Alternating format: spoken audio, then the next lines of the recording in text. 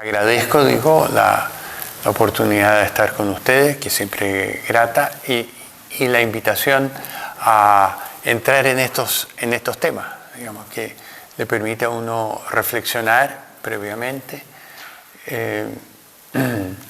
y a las palabras que ha dicho el padre Álvaro Aedo, veo ahí ese retrato de Juan Pablo II, cuya fiesta se celebra hoy. Y veníamos con Jaime, mi hijo, en el camino recordando aquellas palabras de él en el Estadio Nacional sobre la vida eterna, ¿no? Hablar del cielo es hablar de la vida eterna, ¿no? Ya vamos a... Entonces yo me voy a permitir una inversión en el programa con la venia del señor obispo y del padre Álvaro Aedo, organizador de esta jornada. Me tomaré, digo, la libertad de invertir el orden de las dos exposiciones, hablando primero del cielo y de la vida eterna y luego de la esperanza en la secuela de la encíclica Spe Salvi. La epístola a los Hebreos, en su fundamental capítulo 11, versículo 1, nos dice que la fe es el fundamento de aquello que se espera. Comenzaremos, pues, por el fundamento, para pisar con más seguridad en el camino de la espera. Igual como hice el año pasado, cuando hablamos de la gracia en la doctrina de Benedicto XVI, considerando también sus escritos previos a ser papa, ¿no? En este caso es lo mismo, la gracia. En Joseph Ratzinger, Benedicto XVI.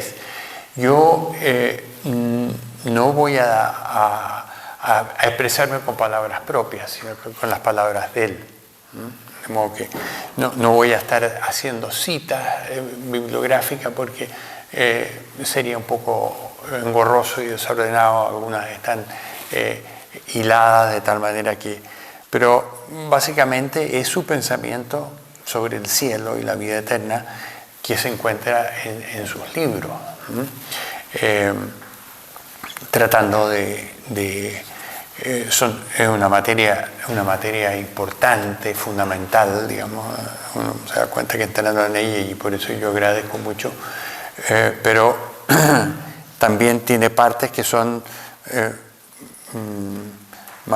que requieren más atención para entenderse bien, Y entonces, bueno, están ordenadas de tal manera, las palabras suyas, de tal manera que haya una hilación en esta explicación y que ella se entienda en lo que es en su fundamento, en lo que es en sus desafíos contemporáneos, porque es evidente que no vivimos en un mundo que esté como empapado del cielo, ¿no? O la preocupación del cielo. Se nos mezcla, se nos entra fácilmente una idea inmanentista, que es propia de la modernidad.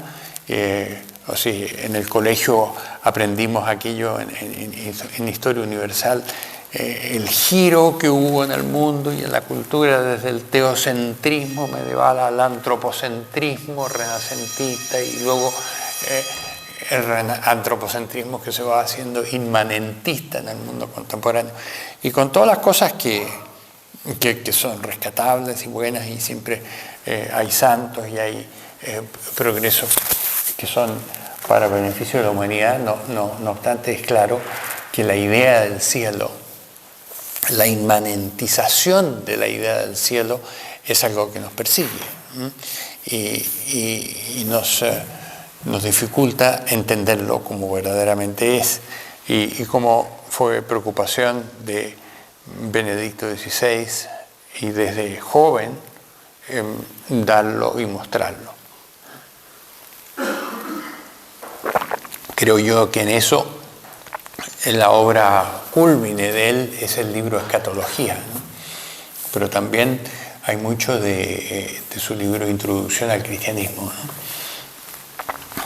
Por no decir también homilías, discursos y otras cosas que ocasiones en las cuales se refirió al tema. Pero que ya dejó esto muy en claro, digamos, las palabras son palabras de Benedicto, que vamos a tratar de entender, y alguna requerirá una cierta explicación, digamos, y me atendré a ello. El centro del credo que rezamos es el sí a Jesucristo. Se encarnó de María la Virgen por obra del Espíritu Santo y se hizo hombre.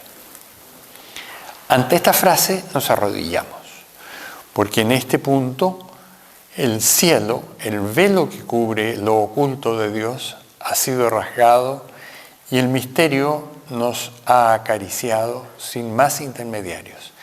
El Dios lejano se ha convertido en Dios nuestro, Emmanuel, Dios con nosotros.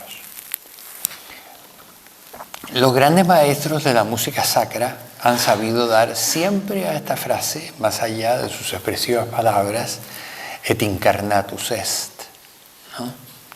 Melodías siempre nuevas a través de las cuales aquello que no puede ser expresado en palabras ha llegado a impresionar nuestros oídos y nuestro corazón. Tales composiciones son una exégesis del misterio, mucho más profunda de lo que alcanzan todas nuestras interpretaciones racionales. Pero como fue la palabra la que se hizo carne, nosotros tenemos que intentar siempre traducir de nuevo esta palabra creadora original que estaba junto a Dios y que era Dios, a nuestra palabra humana, para que así también en nuestras palabras escuchemos la palabra. La palabra se encarnó, el eterno fundamento del sentido del mundo penetró en él. No solo lo contempla desde fuera, sino que él mismo actúa en él. El mundo al que vino el Hijo, la carne que asumió, no está en cualquier lugar, ni es de cualquier manera. Este mundo, esta carne, es una persona concreta, un corazón abierto. El Hijo le ha sido preparado, al Hijo le ha sido preparado el cuerpo porque María se ha entregado por completo a la voluntad del Padre y así ha puesto su cuerpo disponible como tienda del Espíritu Santo. Dios, quien no habita en edificios de piedra, vive en este sí expresado con cuerpo y alma. Aquel a quien el mundo no puede contener, puede habitar sin restricciones en una persona. Acerquémonos más al tema que nos convoca, el cielo. Ut mentes nostras ad celestia desideria erigas, dice la letanía. Del término cielo, que refleja de modo natural la fuerza simbólica del arriba, de la altura, se sirve la tradición cristiana para expresar la plenitud definitiva de la existencia humana, gracias al amor consumado hacia el que se encamina la fe. Esa plenitud no es para el cristiano simple música de futuro, sino que es pura representación de lo que ocurre en el encuentro con Cristo y está ya presente, de modo fundamental en cuanto a sus componentes esenciales. Por eso, hablar del cielo no significa perderse en fantasías exaltadas, sino conocer con más profundidad la oculta presencia que nos hace vivir de verdad y que sin embargo continuamente dejamos que nos la tape lo aparente, apartándonos de ella. O sea, fuimos creados para el cielo y el cielo lo tenemos al alcance nuestro. Por consiguiente, el cielo es algo primariamente cristológico. No es un lugar ahistórico al que se llega. El hecho de que haya cielo se debe a que Jesucristo existe como Dios hombre y ha dado al ser humano un lugar en el ser mismo de Dios. El hombre está en el cielo cuando y en la medida en que se encuentra con Cristo con lo que haya el lugar de su ser como hombre en el ser de Dios. Así, primariamente cielo es una realidad personal que lleva para siempre la impronta de su origen histórico, el misterio de la encarnación, que es una realidad de la historia, como vimos, ¿no es cierto? Y fundamentalmente en el misterio pascual de la muerte y resurrección del Señor.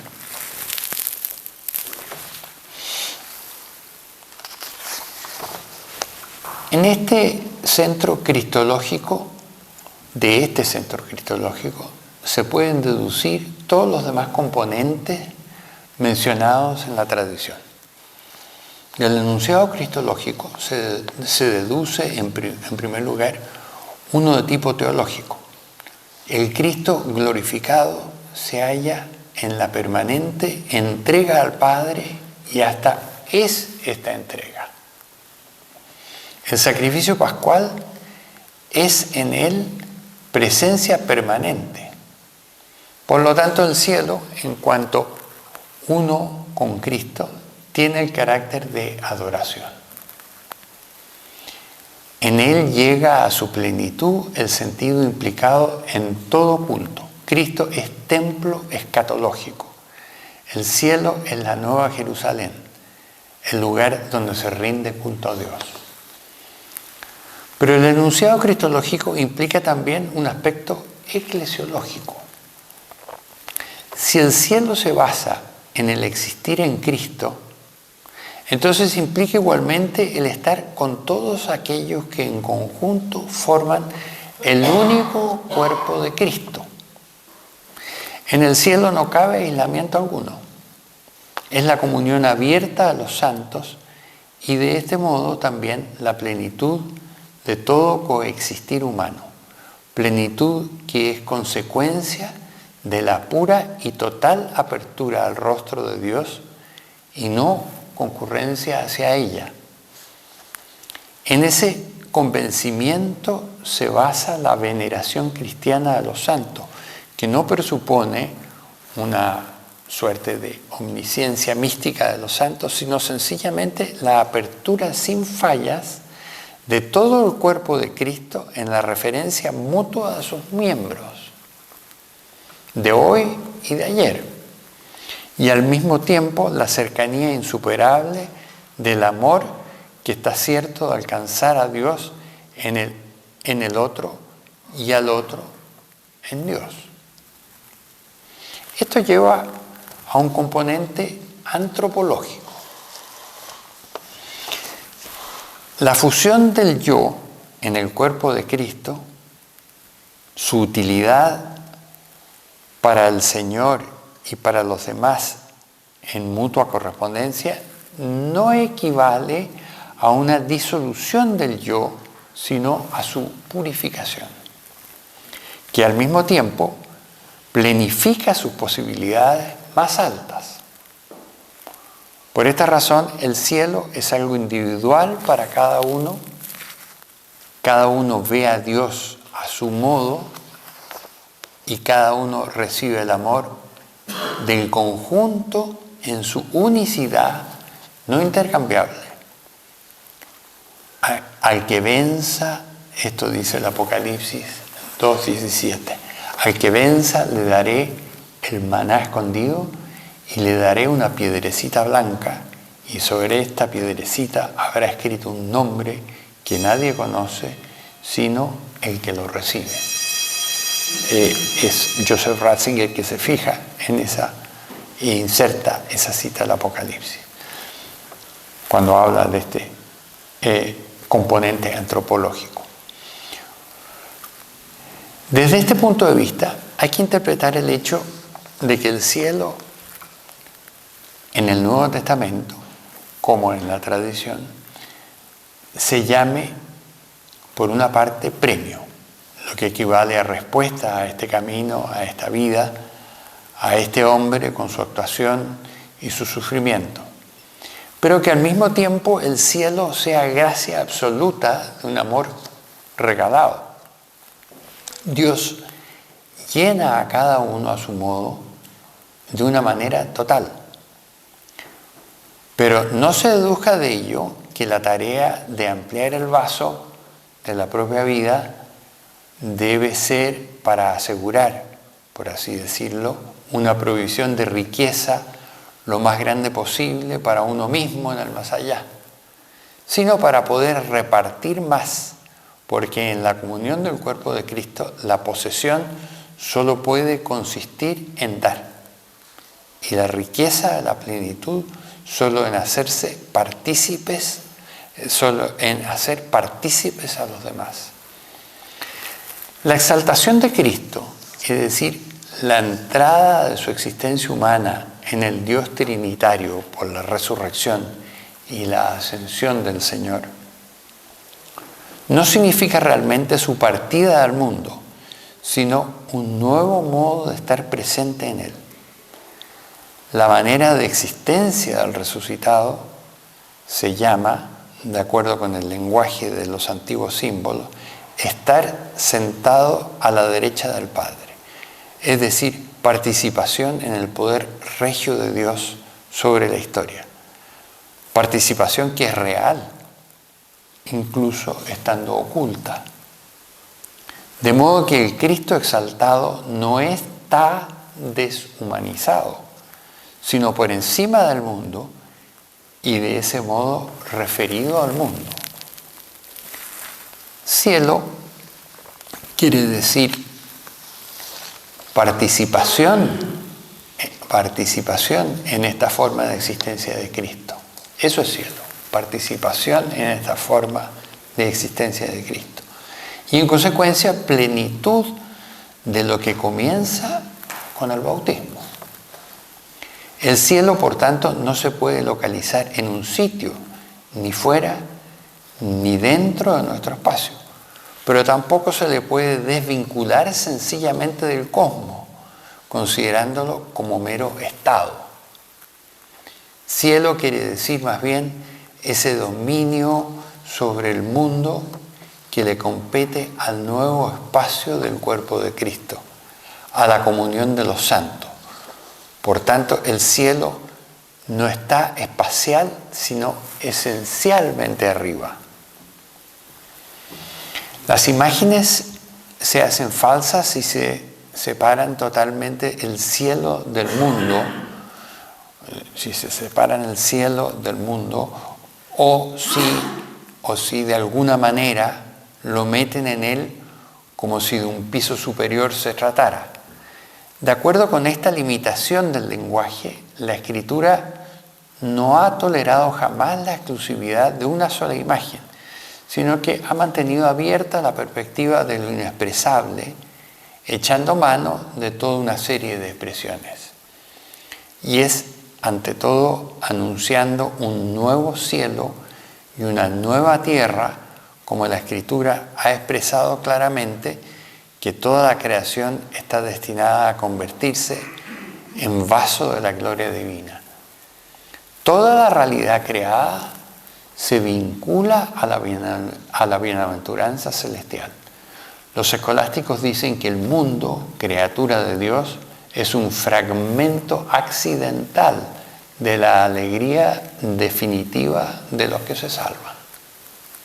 Fragmento accidental de la alegría definitiva de los que se salvan. El cielo, en cuanto tal, es realidad escatológica. Aquí entramos en un punto muy importante. Es realidad escatológica, manifestación de lo definitivo y totalmente otro. Su definitividad procede del carácter definitivo del amor de Dios, amor irrevocable e indivisible. El cielo habrá alcanzado verdaderamente su plenitud solo cuando se encuentren reunidos todos los miembros del cuerpo del Señor. Esta plenitud del cuerpo de Cristo incluye la resurrección de la carne. Se la llama parusía, en cuanto que con ella llega a consumarse la presencia de Cristo, que hasta entonces no había hecho sino comenzar, y que al final abarcará a todos los salvados y con ellos a todo el universo. Repitamos para finalizar esto que la salvación del individuo es total y plena solo cuando se haya alcanzado la salvación del universo y de todos los elegidos, que en el cielo no se encuentran sencillamente al lado los unos de los otros, sino que los unos con los otros son el cielo en cuanto son el Cristo único, Christus totus, como dice San Agustín, Cristo completo, unidad de Cristo con su iglesia, que juntos forman una sola persona mística. Toda teología desarrollada por San Agustín y también inserta en el catecismo de la Iglesia Católica. Por su cruz, el Señor se ha ido provisionalmente para prepararnos un sitio en la casa del Padre. Juan 14, 2. En la liturgia, la Iglesia, caminando con Él, tiene que prepararle morada en el mundo. El tema de permanecer alerta se profundiza, por consiguiente, en la tarea concreta de convertir en realidad la liturgia hasta que el Señor mismo le dé esa realidad que por ahora solo puede buscar en imágenes. No se deben malinterpretar los símbolos litúrgicos como si se tratara de descripciones naturalistas. El derrocamiento de los elementos del mundo, el apagarse del sol, la luna y las estrellas, algo que ha ocurrido, basta ver Gálatas 4 o Colosenses 2, todavía tendrá que venir de un modo mayor. La trompeta de la palabra convoca ya desde ahora a los hombres, pero se trata de algo que todavía tendrá que suceder. Cada Eucaristía es parusía, venida del Señor, y cada Eucaristía es preponderantemente tensión del anhelo de que revele su oculto resplandor. La liturgia es propiamente el acto de ir al encuentro de la venida del Señor. En la liturgia, Él anticipa siempre, ya desde ahora, su retorno prometido. La liturgia es, como decimos, parusía anticipada, en la irrupción del ya en nuestro no todavía, tal cual Juan lo ha representado en el relato de las bodas de Caná. La hora del Señor no ha llegado aún. Lo que va a suceder no es todavía su cumplimiento. Entre tanto, a petición de María, Él da enseguida el vino nuevo. Se da ya a sí mismo, anticipando la ofrenda de su obra. Fe cristiana en la vida eterna. Espero en la resurrección de los muertos y en la vida del mundo futuro. Esto decimos cada domingo en la liturgia, tal como lo expresa el credo apostólico de la Iglesia. Espero en la resurrección de los muertos y en la vida del mundo futuro. Pero, ¿esperamos realmente esa resurrección y la vida eterna? Las encuestas nos dicen que muchos cristianos, incluso muchos feligreses, han abandonado la fe en la vida eterna, o cuanto menos la tienen por algo en verdad dudoso. Las cifras serían todavía más dignas de consideración si nos referimos a preguntas como, por ejemplo, ¿dicha esperanza tiene alguna incidencia práctica en nuestra vida? ¿Consideramos la posibilidad de la vida eterna como algo hermoso y consolador, o permanece para nosotros como algo demasiado nebuloso e irreal, tal vez no del todo deseable? Von Balthasar presentó la cuestión de esta manera, nos recuerda Ratzinger. Cita: es como si al hombre moderno le hubiera sido cortada una amarra, de forma que ya no pudiera correr más hacia la antigua meta, como si le hubieran cortado las alas. Y esto me parece muy importante. Como si se hubiera atrofiado en él el órgano espiritual para la trascendencia. ¿Dónde está el origen de todo esto? Es cierto que permanece el deseo de volver a ver a las personas queridas, el deseo de un juicio que restablezca quizás la cuestión del sentido, sentimiento ese que por veces también inhibe de obrar la injusticia. No obstante, es evidente que el sentido de la vida eterna en el hombre moderno, también en el cristiano actual, ha llegado a ser sorprendentemente débil. El mundo burgués oculta la muerte.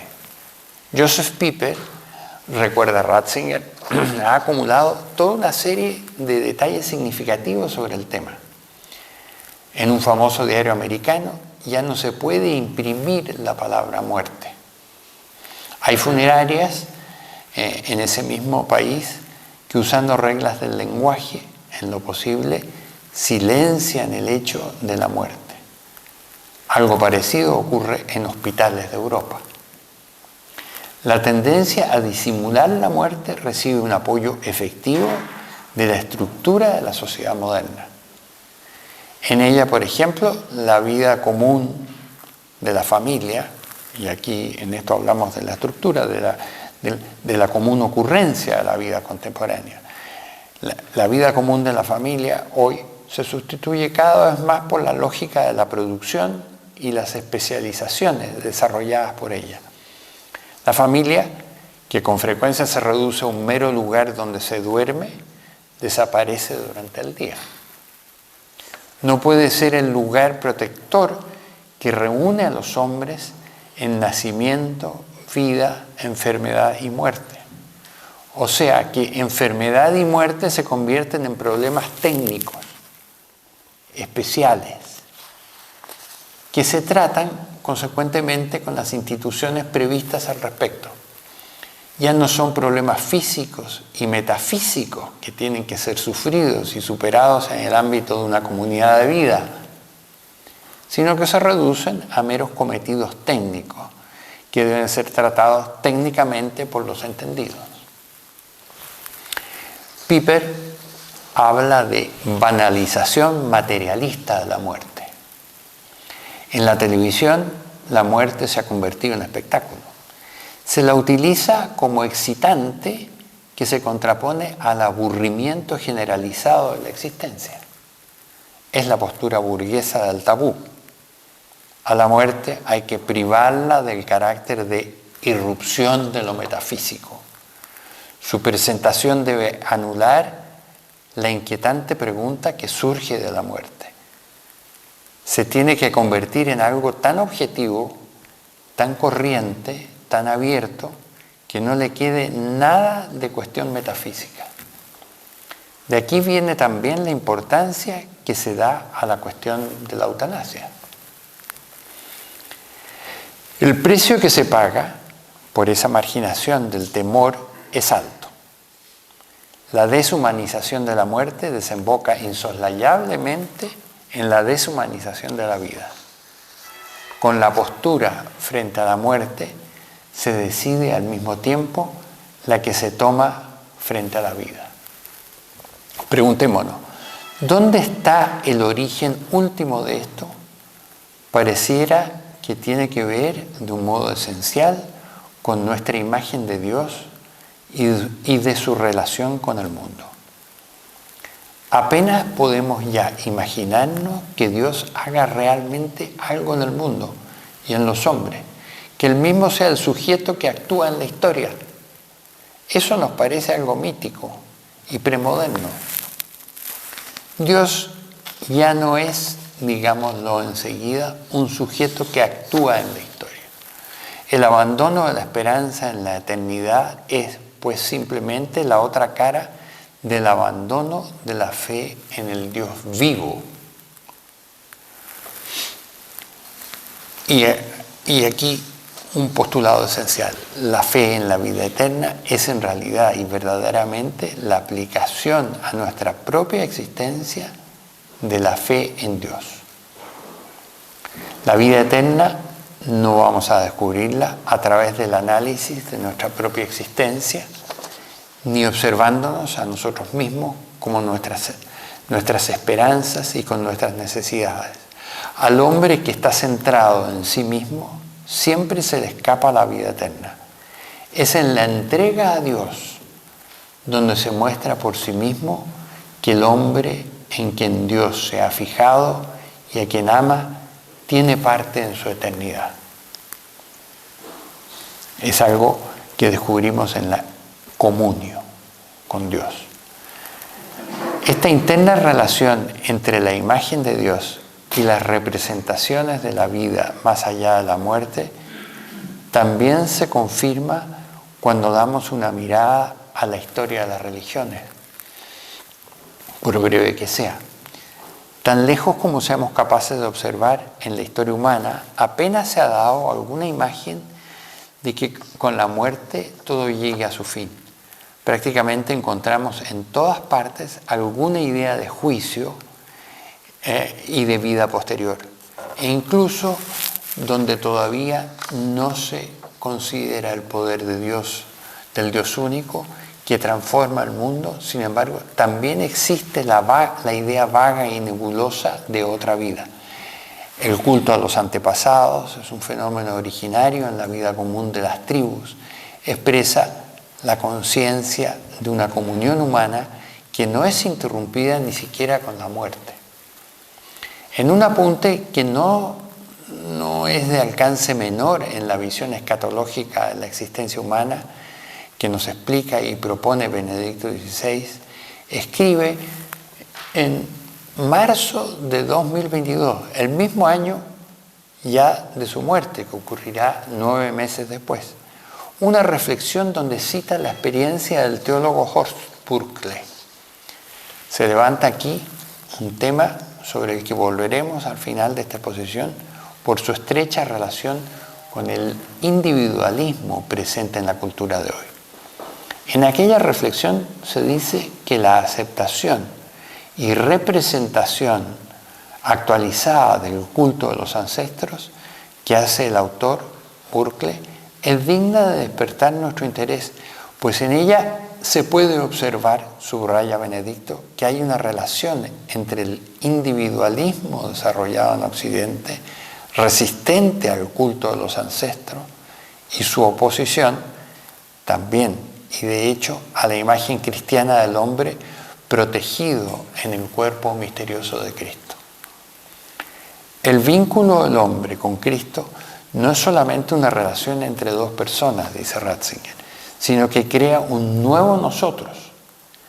En efecto, la comunión con Jesucristo nos introduce en el cuerpo de Cristo, es decir, en la gran comunidad de todos los que pertenecen al Señor, y cruza así igualmente la frontera entre la vida, entre la muerte y la vida.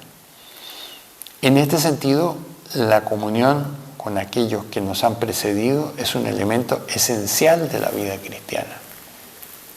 Ella nos permite encontrar formas de comunión con los muertos que se presenta quizás de manera diferente en Europa o en Asia y África, acota el Papa Emérito, pero que en todo caso hace posible una transformación rica de sentido del culto a los ancestros.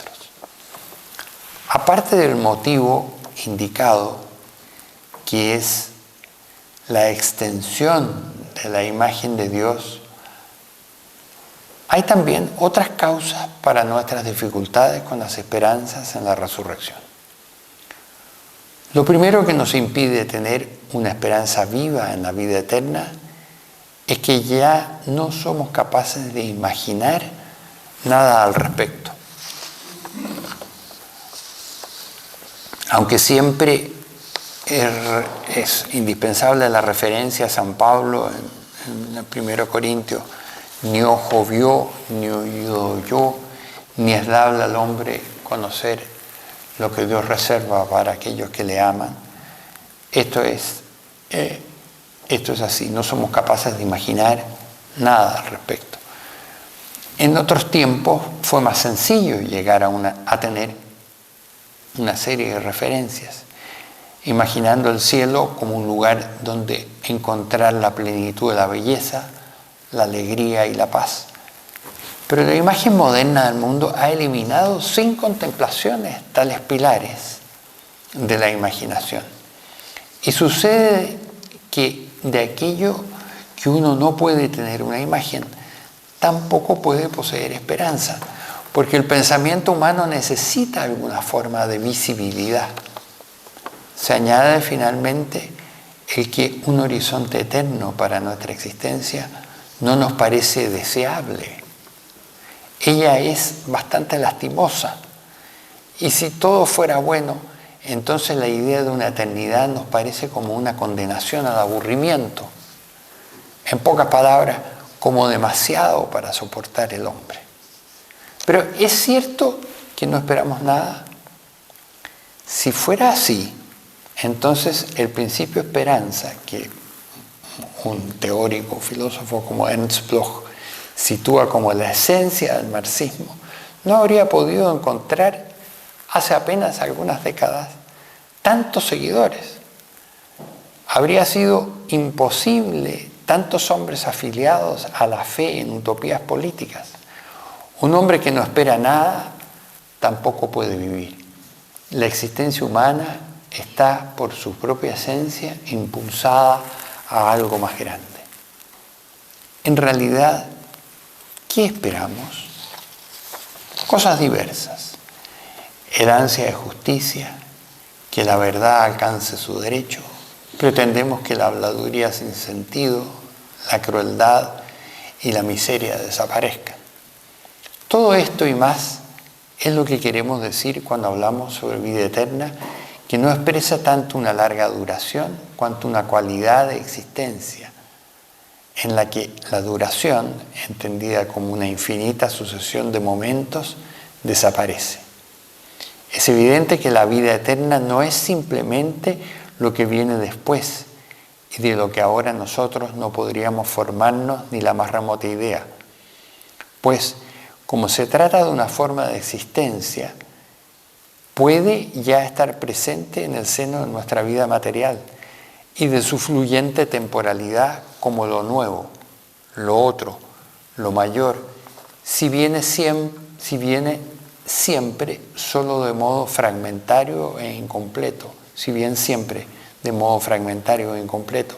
pero los límites entre la vida temporal y eterna no son de ninguna manera de naturaleza cronológica. Esto es importante. No son de manera cronológica. La vida eterna ya comenzó para nosotros, comienza en esta vida. Nosotros, por lo general, pensamos que los años previos a la muerte serían la vida temporal y el tiempo infinito posterior sería lo eterno. Pero como la eternidad no es simplemente tiempo sin fin, sino otra forma de existencia, entonces una tal diferencia meramente cronológica no es suficiente. La vida eterna existe en medio de la temporalidad, allí donde nosotros alcanzamos el cara a cara con Dios a través de la contemplación del Dios vivo. Se puede llegar a algo así como el fundamento originario de nuestra alma. Esta es la vida eterna, que te conozcan a ti, único Dios verdadero, y a tu enviado Jesucristo, dice el Señor en el Evangelio de Juan. Es la experiencia que relata el salmista, Salmo 73. Sin ti nada me alegra, ni en el cielo, ni en la tierra, pues aunque mi cuerpo languidezca, mi gozo es estar en tu presencia. Donde tiene lugar ese encuentro, hay vida eterna. En este sentido, dice Jesús en el Evangelio de San Juan, quien escucha mi palabra y cree en el que me ha enviado, tiene vida eterna y ya ha pasado de la muerte a la vida. En el mismo sentido se pronuncian las palabras de la historia de Lázaro en Betania. Yo soy la resurrección y la vida. El que crea en mí, aunque muera, vivirá, y el que vive y cree en mí no morirá para siempre. Igual experiencia se expresa en San Pablo, en 1 Corintios. El apóstol trata de responder a lo que puede suceder en este tema que trasciende los límites de nuestro entendimiento y del mundo que nos es accesible. Hay un paralelo que desarrolla Ratzinger entre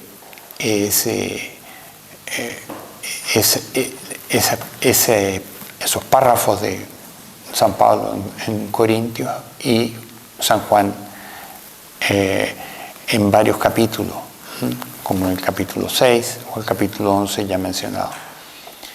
En ambos casos, Pablo y Juan, hay un fuerte contrapunto que opone realismo puramente intramundano, cuasi físico, al realismo cristiano que trasciende la física como realismo del Espíritu Santo. No es el caso abordar los problemas filosóficos, históricos y de lenguaje que esto implica. Quedamos ahora, dice Ratzinger, con esto.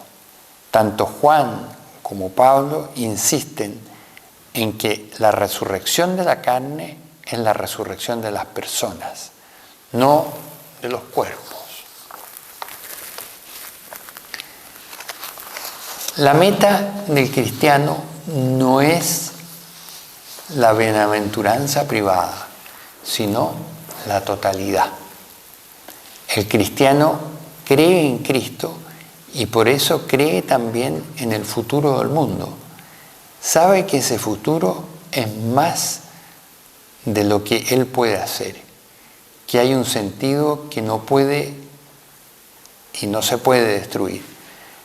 El amor exige eternidad, pero el amor de Dios no solo exige, sino que es y da eternidad.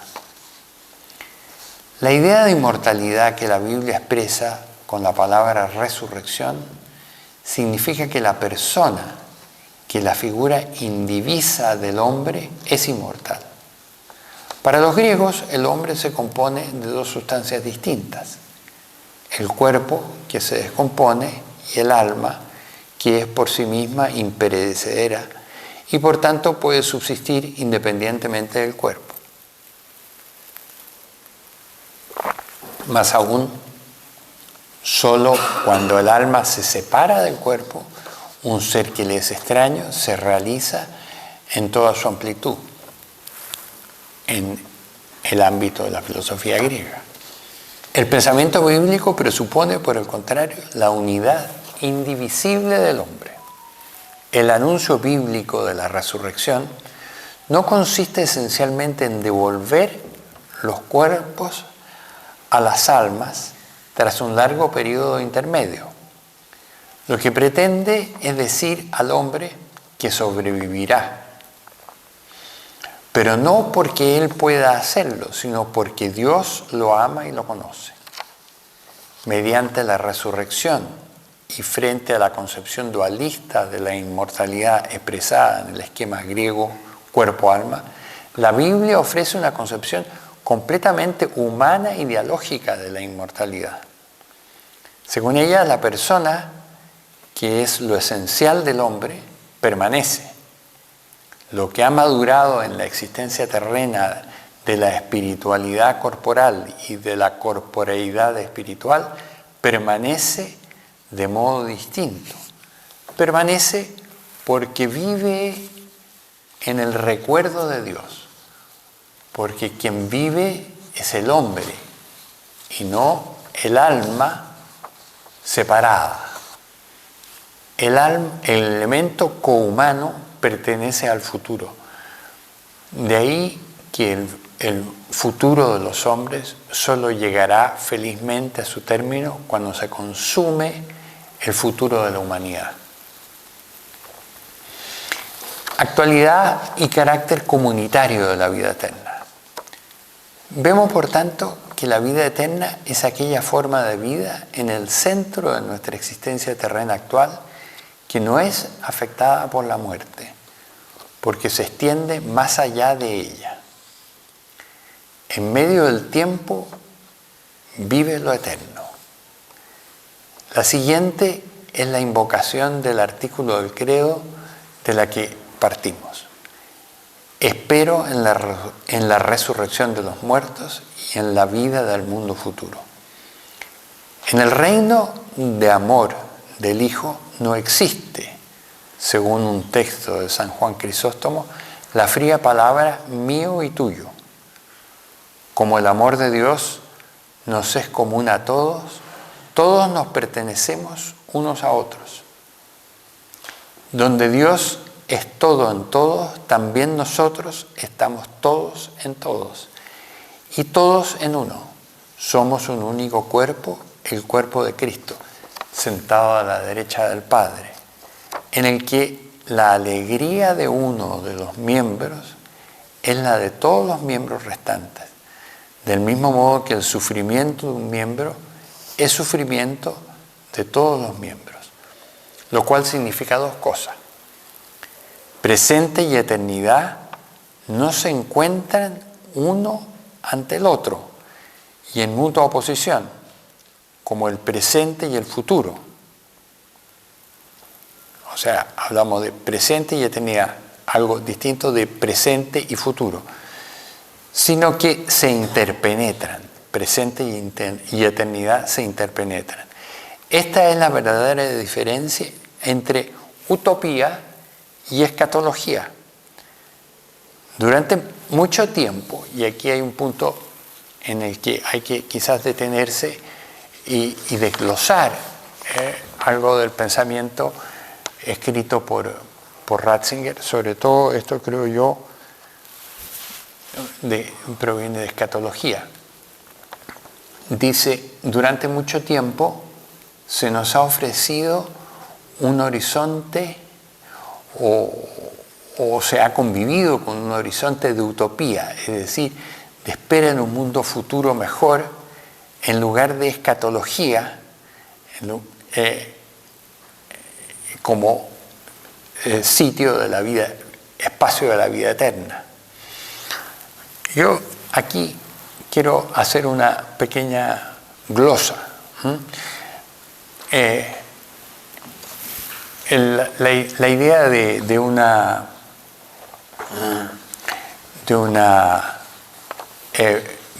la vida eterna en el modo utopía o en el modo escatología tiene algunas variables. Existe diría yo, una especie y muy conocida por todos nosotros como una utopía piadosa, fideísta, diríamos para fieles creyentes. Es decir, estamos en esta vida y estamos preparándonos una casa en otro lugar.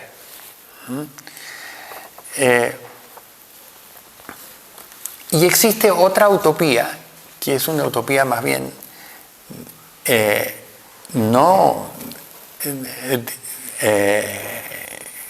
diferente, no desligada de la anterior, de esta utopía piadosa, que es la utopía inmanentista difusa en la modernidad, donde se quiere un cielo intramundano. Esto es muy propio de las filosofías vinculadas a ciertas formas del protestantismo, por ejemplo el calvinismo y otros, donde la construcción de un cielo en la tierra que está marcado por el éxito es señal de una futura bienaventuranza. Pero es más aún más compleja y más complexiva, más abarcativa, la que nace de este inmanentismo modernista muy propio de la Ilustración, de filosofías gnósticas como la de Hegel, que derivan luego en la construcción de formas ideológicas que constituyen, por ejemplo, el caso típico del marxismo, la construcción de un Estado ideal, religioso, pseudo-religioso, en el cual los hombres habitarían felices. Es decir, cielos en la tierra ideológicamente concebidos, que provienen de la idea y del deseo de una vida eterna, pero trasladada a esta tierra, el cielo en la tierra. Es decir, pero esto se contrapone a la visión de vida eterna concebida escatológicamente. Es decir, no sé si me explico, es decir, vivimos con el Señor ya aquí y lo que viene después es una consumación de esta realidad que se inicia con el bautismo. Entonces, esto lo digo, este alcance, porque no entra en esa diferenciación Ratzinger por diversos motivos que uno podría considerar y explayarse, pero no vale tanto la pena hacerlo ahora. No obstante, sigo con la lectura de lo suyo, pero hago este alcance y esta aclaración. Entonces, decía que se nos ha ofrecido y hemos convivido con un horizonte de utopía, es decir, vida terrena y vida ultraterrena, es decir, de espera de un futuro mejor, en lugar de escatología como lugar de la vida eterna. Según aquella visión, la vida eterna sería irreal, solamente nos arrancaría del tiempo. Sin embargo, la utopía sería una meta real a la que nos podríamos dedicar con toda nuestra fuerza. Pero esta es una conclusión errónea que nos conduce a la destrucción de nuestra esperanza. Pues este mundo futuro, para cuya construcción se utilizaría el presente, nunca nos afecta a nosotros mismos, únicamente existe para una futura generación todavía desconocida que nunca llega. Ahí está hablando más bien, digamos, de la expresión de esta inmanentización del cielo. Algo así como el mito del agua y los frutos ofrecidos a Tántalo, el hijo de Zeus. El agua le llegaba al cuello y los frutos estaban siempre delante de su boca. Pero si llevado por la sed que le atormentaba quería beber, el agua se retiraba y le resultaba inaccesible. Y si quería probar los frutos, martirizado por el hambre, sucedía lo mismo. Esta antigua representación de la condenación del orgullo como el pecado propiamente humano refleja bien aquella ibris, la sustitución de la escatología por la utopía autoconstruida, sea a título individual, como que yo me estoy labrando la casa del futuro, o como concepción ideológica que estoy construyendo un cielo en la tierra que ha tenido diversas expresiones ideológicas. Es decir, pretende llevar la plenitud de la esperanza humana por sus propias fuerzas y sin la fe en Dios.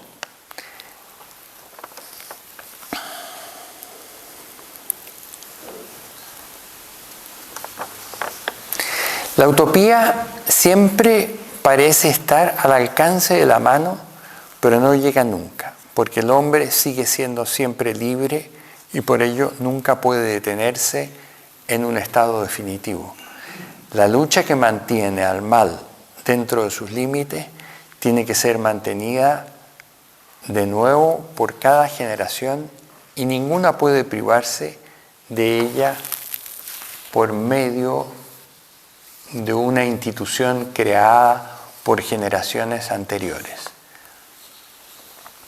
El caso de la utopía inmanentista. La afirmación de una lógica interna en la historia que al final inevitablemente hiciera surgir la sociedad perfecta, un cielo en la tierra, diríamos vulgarmente, por lo tanto para todos es un mito primitivo que quiere sustituir la idea de Dios por la de un poder anónimo. En el mundo moderno, la fe en la utopía puede haber llegado a sustituir tan extensamente a la esperanza en la vida eterna porque cumple con dos condiciones fundamentales de lo moderno. Se trata de algo hecho por nosotros, por lo que no requiere de ningún Dios trascendente, aunque ciertamente sí de una historicidad divina inmanente. Como se trata de algo realizable, este mundo futuro también es imaginable, siempre tan cercano como los frutos de tántalo y a la vez siempre tan lejanos como ellos. La experiencia nos lo confirma fehacientemente. Lo que debemos es despedirnos definitivamente como de un mito de la pretensión de construir en el futuro una sociedad ideal, un cielo en la tierra, y en lugar de ello trabajar con todo nuestro empeño en fortalecer las energías que se oponen al mal en el presente y que de ese modo también pueden ofrecer una inicial garantía para el futuro que se aproxima. Pero esto sucede únicamente cuando la vida eterna llega a tomar un impulso en el seno del tiempo. Eso sucede únicamente cuando la vida eterna llega a tomar impulso en el seno del tiempo, pues eso significa que se haga realidad la voluntad de Dios en la tierra como en el cielo. La tierra llega a ser el cielo, el reino de Dios, cuando la voluntad de Dios se hace realidad en ella, como sucede en el cielo. Por eso lo pedimos, porque sabemos que no está en nuestro propio poder hacer descender el cielo, pues el reino de Dios es su reino y no el nuestro, no nuestro dominio, y por eso es fiable y definitivo. En todo caso, siempre está muy cerca del lugar donde se acepta la voluntad de Dios, pues allí surge la verdad, la justicia y el amor.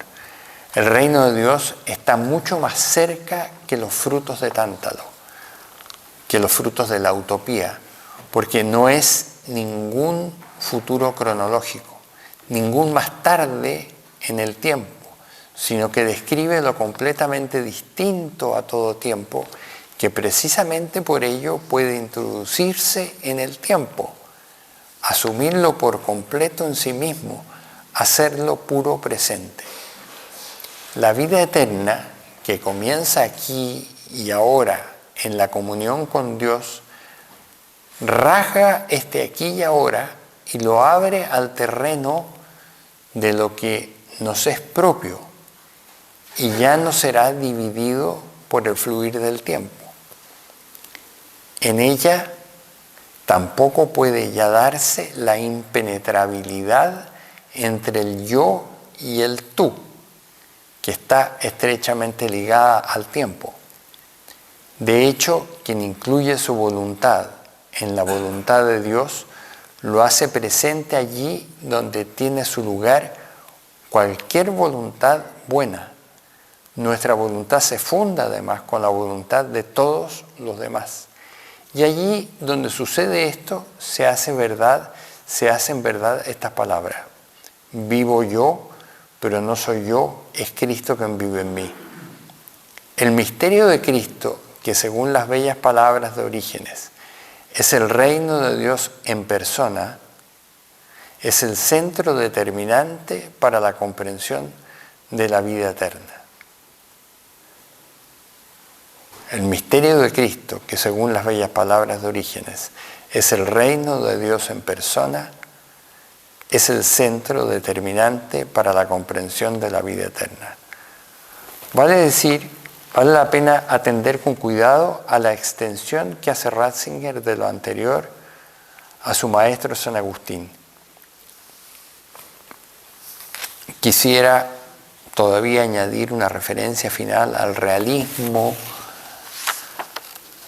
de la esperanza cristiana en lo absolutamente otro, en el reino eterno de Dios, dice Ratzinger al hacer esta cita. La fuerza con que la fe en la vida eterna opera en el presente quizás no pueda observarse en ningún autor de un modo tan impresionante como Agustín afirma, que tuvo que experimentar el hundimiento del Imperio Romano y de todas las normas civilizadoras, y por tanto una historia llena de angustias y sobresalto. Pero él supo y vio que una nueva ciudad iba creciendo, la ciudad de Dios. Cuando él habla de eso, dice Ratzinger, se nota como que le quema en su interior. Si la muerte ha sido absorbida por la victoria, entonces ya no existen estas cosas y habrá paz, completa y eterna paz. Estaremos en una especie de ciudad. Hermanos, cuando yo hablo de esta ciudad y también cuando las contrariedades aquí son grandes, puedo entonces pedirme a mí mismo ya no habitarla más. La ciudad futura lo lleva porque en cierto sentido, dice Ratzinger, es ya una ciudad actual. Allí donde el Señor nos reúne en su carne y hunde nuestra voluntad en la voluntad divina. La vida compartida con Dios, la vida eterna en nuestra vida temporal, es posible porque la convivencia de Dios con nosotros se ha dado. Cristo es Dios compartiendo su ser con nosotros. En Él Dios ha experimentado la temporalidad y por causa nuestra el suyo es para nosotros tiempo de Dios. Y así también es la apertura al tiempo de la eternidad. Dios ya no es el Dios lejano e indeterminado al que ningún presente puede dar acceso, sino que es el Dios cercano. El cuerpo del Hijo de Dios es el puente para nuestras almas. Por medio de Él, la relación de cada uno de nosotros se funde en una relación con Dios, de forma que dirigir nuestra mirada hacia Dios ya no supone retirar nuestra vista de los demás hombres y del mundo, sino la fusión de nuestra mirada y de nuestro ser con la única mirada y el único ser del Hijo. Como Él ha descendido a las profundidades de la tierra, Dios ha dejado de ser un Dios de las alturas y ahora nos rodea desde arriba, desde abajo y desde dentro. Él es todo en todos y por eso formamos parte todos de todos.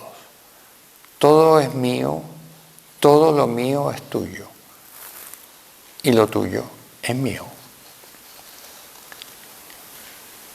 Juan 17. El que Dios sea todo en todos ha comenzado con el vaciamiento de Cristo en la cruz y será completo cuando el Hijo entregue definitivamente al Padre el reino, es decir, la humanidad reunida en la creación asumida por ella. Por eso no puede ya darse más la simple privacidad del yo aislado, sino que todo lo mío es tuyo.